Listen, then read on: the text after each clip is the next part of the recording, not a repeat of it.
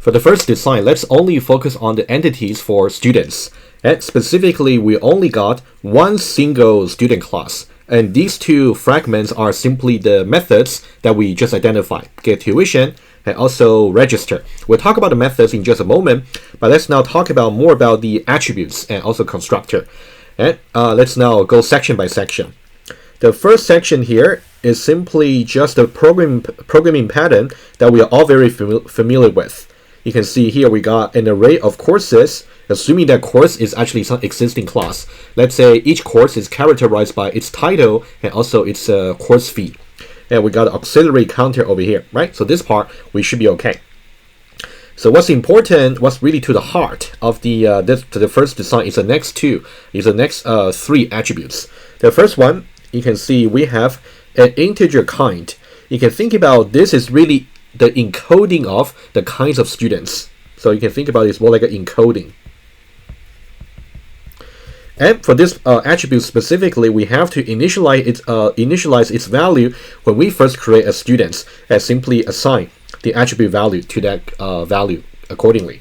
Let's now just consider examples. How we can create, let's say, resident students versus non-resident students. Let's say for resident students, the way to do that is, let's make the assumption that the encoding, let's say whenever we put 1, that means resident students. Whenever we put 2, that means non-resident students.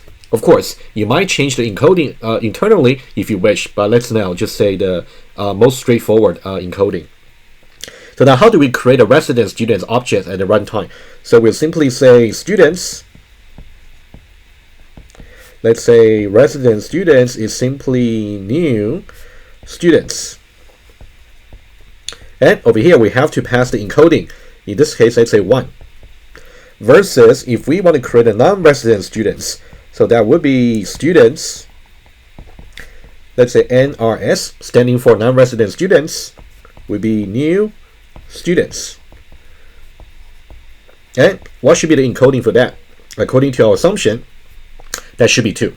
So you can see this is really the consequence of adopting our first design, meaning that whenever you're creating a new student object, you have to pass the encoding explicitly, and the magic number is simply under our assumption. Right? And then let's now go on to the third part of the first design. Depending on the kind of students, we may have to make use of some applicable rates, either for premiums or discount rate. So that's about the third part over here. And since we only got a single student class, so that's why we are trying to put the premium rates and also discount rate in the same class over here, premium and discount. Okay, we'll see what the consequence is when we visualize the object, but you may want to think about it in your head when you think about whether the design should be good or bad. Okay, so that's about the 3 parts of the design. Let's take a look at how the method should be declared.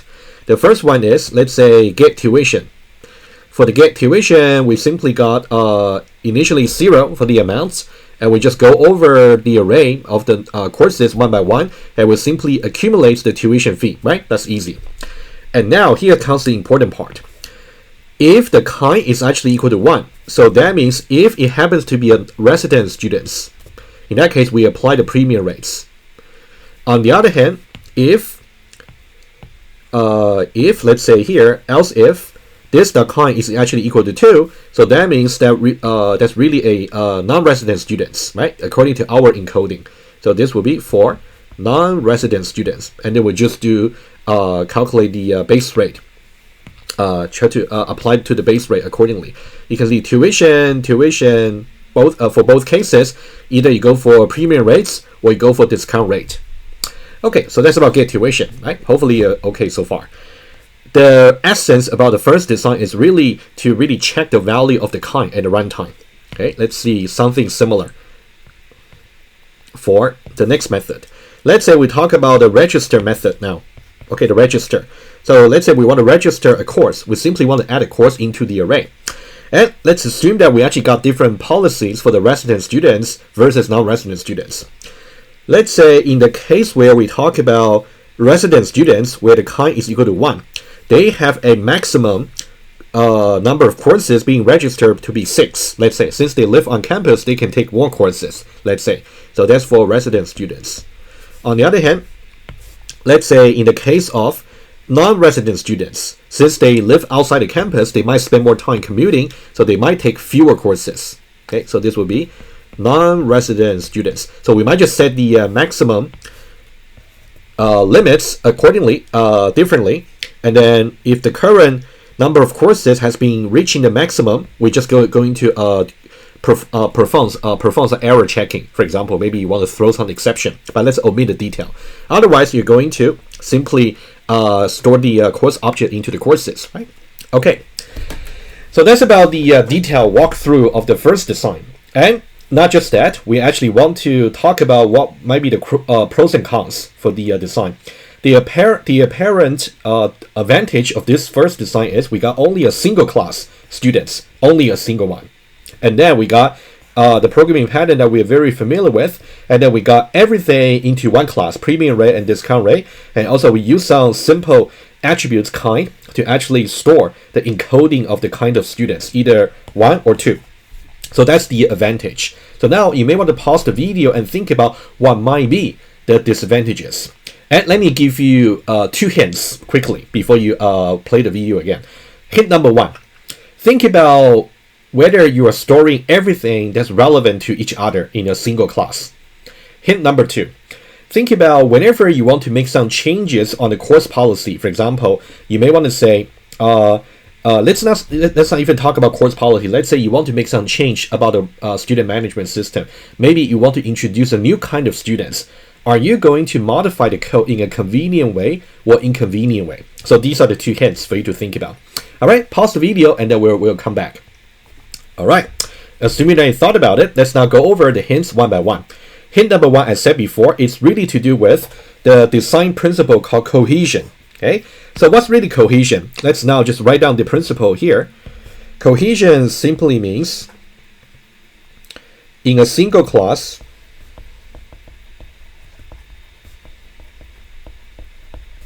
all attributes and methods are related to each other under a common theme. Under a common theme. And if this is the one of the design principle we want to judge, meaning that every time you want to create a new class, you want to make sure it is cohesive. But is our student class cohesive? There's only a single class, but is it really satisfying the cohesion? We will argue that no.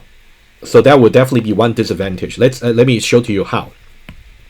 Specifically, you can see these 2 attributes over here. As I said before, the premium rates is only applicable to resident students. Only applicable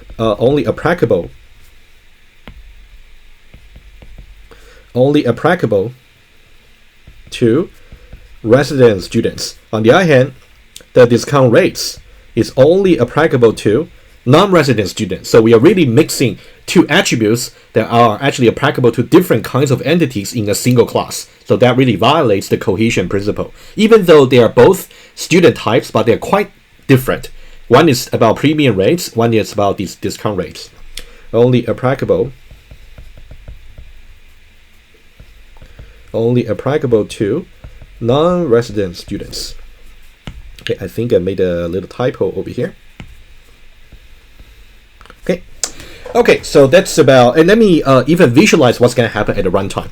And in order to judge for cohesion, we don't need to discuss the 2 methods. We can only look at the attributes over here. That'll be enough. Of course, every student should really support the get tuition method, the calculation, and every kind of student should also support the register operation. So these 2 do not really violate cohesion. It's mainly mixing these 2 attributes in a single class that violates the cohesion. I'm hoping that you will clarify yourself with this. All right, let me now try to visualize the objects a little bit more carefully. Let's just take one for example. Remember what I did before to, let's say, initialize a resident students objects. Let me just take that one for example. Okay, let me write it down. Let's say we got students. Let's say we want to create a resident students. So we would say students RS is new students, and we gotta pass the some magical number for the encoding. In this case, 1. Okay, how do we visualize these objects? What's gonna happen is RS is going to store the address of some objects of type students. Right? We're only talking about one single class, so that'll be the students.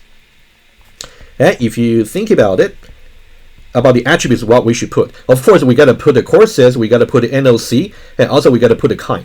Let's now only worry about these 3 attributes just to focus. 1, 2, and 3. All the attributes should be included in the as part of the visualization. So let's say one of them is going to be kind over here, and the kind is actually going to be just 1, right? And of course, I just need a little bit more space over here. So another attribute is going to be the premium rates. I'm going to say PR. And another one is going to be discount rates. Okay, PR and DR. And at the runtime, they are going to store different values. Let's say for the case of resident students, it is going to store just the premium rates, right? The premium rate can be 1.5, for example, in which case the discount rate is not really applicable, but it still exists as part of the storage for the objects. In some way, it's redundant, it's also wasted. It might just be 0.0. So my point is, once we visualize it, you can also see this particular part over here is simply redundant and wasted. This part here. Okay, let me just highlight it. This part over here, not applicable, and also wasted space. That's also another sign of violating the cohesion principle, right? Of course, if you try to visualize another object over here, let's say for non-resident students, in that case, you will see the attributes for PR will be wasted instead, symmetrically, right? Because for every kind of students, only either PR or DR will be applicable, but the other one is simply wasted. All right, so that's regarding the hint number 1 I gave to you before you pause the video. What about hint number 2? Hint number 2 is really about what if you want to introduce a new kind of student. Let's say you got resident, you got non-resident, you might just get another kind called international students, for example. In that case, would it be convenient for you to actually introduce this kind of students? When I say convenient, I'm being a little bit vague over here. Put it this way. Will there be a single place that you have to make the change? Or will there be multiple places you have to make a change? If there's going to be multiple places, in that case, the manual process will be quite error prone. If there's only a single place, then it's quite convenient. That's a little bit more precisely what I really meant. Okay, so now what we're really talking about is something called single choice design principle. That's something I would like you to learn. Even though in your 3rd year software design course, you will learn about more design principle, but I will really recommend this is the number 1 important one I want you to learn in this course. Single choice principle. Single choice principle simply means whenever you want to make a change, there's only one single place, or the minimum possible number of places you want to make a change for that new change. Okay. When a change is needed, there is only a single or minimum number of place to make such change. Okay, so that's the definition for single choice principle. But are we really satisfying this single choice principle for the first design? The answer would be no. Let's see how. What we can see very clearly is about repetition. You can see here we got if this kind is equal to 1, and also if this kind is equal to 1. These two are replicated, right? And also else if this kind is equal to 2, and also if over here else if this kind is equal to 2. This kind of if statements over here will be necessary for every method because we have only one single student class. But in order to really distinguish between resident students versus non-resident students, for every method, before we can decide what kind of action we need to perform for the students, either resident students or non-resident students, we have to check their kind accordingly, right? So that means these this if statement conditionals are simply repeated across the methods. So what's really bad about it? Let's see exactly. Let's see the first one. Let's say we want to a new kind of students is really introduced. Let's say we are introducing kind when it is equal to 3. That means that simply means international students. Okay, let's make the assumption that. In that case, what should I do? Well, I should say here, I may have to say else if this dot kind equals 3, and I'm going to do something accordingly over here. But is that the only change I have to make? The answer is no, because I need to make sure for every method whose behavior depends on the kind of students, I need to make such change. So that's more than one. So that's not very convenient. I also need to do over here. Also, after this one here, I also got to say else if this dot kind equals 3, and then I got to do something accordingly to set the maximum, right? Okay, so now you can see it's multiple places that I need to actually do the change over here. So every time you want to have a design to judge for its goodness, you definitely want to think about single choice principle. Whenever you want to make a change, is it really the minimum number of places you have to make a change, or is actually more than necessary? Okay, and similarly, you will see here, what about an existing kind is obsolete? Let's say the university's policy is to really cancel the kind of non-resident students. Let's say everybody has to live outside the campus, let's say. In that case, what kind of change do we have to make? Well, you have to delete. Let's say, for example, delete this dot kind equals 2, and also its corresponding action to really cancel the non-resident students. Oh, sorry, I said to cancel the resident student, right? So let me do it again. So I should really cancel this one here, right? There's a resident students. But is that the only place I need to cancel? The answer is no, because we also got consideration for the resident students in every method. That means we also need to cancel this as well. So there's actually multiple places. Okay, it's really multiple places. Multiple places to cancel non-resident students, hypothetically, if we want to. All right, so that's about the 2 drawbacks for the first design, right? Let me recap very quickly, and then we can move on to the second design. Number 1, about cohesion. We are storing premium rates and discount rate. So these 2 attributes are not really related to each other. In some way, they're kind of exclusive to each other. If you actually apply to one, you shouldn't apply to the other one. Okay, so they should not belong to the same class. Number 2, because of the kind of encoding we're doing using the kind attributes over here, we have to repeat the same conditional structure to check if kind is equal to 1 or 2 in every method that actually need to alter its behavior accordingly. In that case, whenever we want to make a change about the kinds, we actually introduce trouble because we have to modify more than one places. Either we have to add a new kind in multiple places, or we have to delete an existing kind in multiple places. So that's about the drawback. Okay, all right. Review the first design very carefully, and now let's move on to the second design.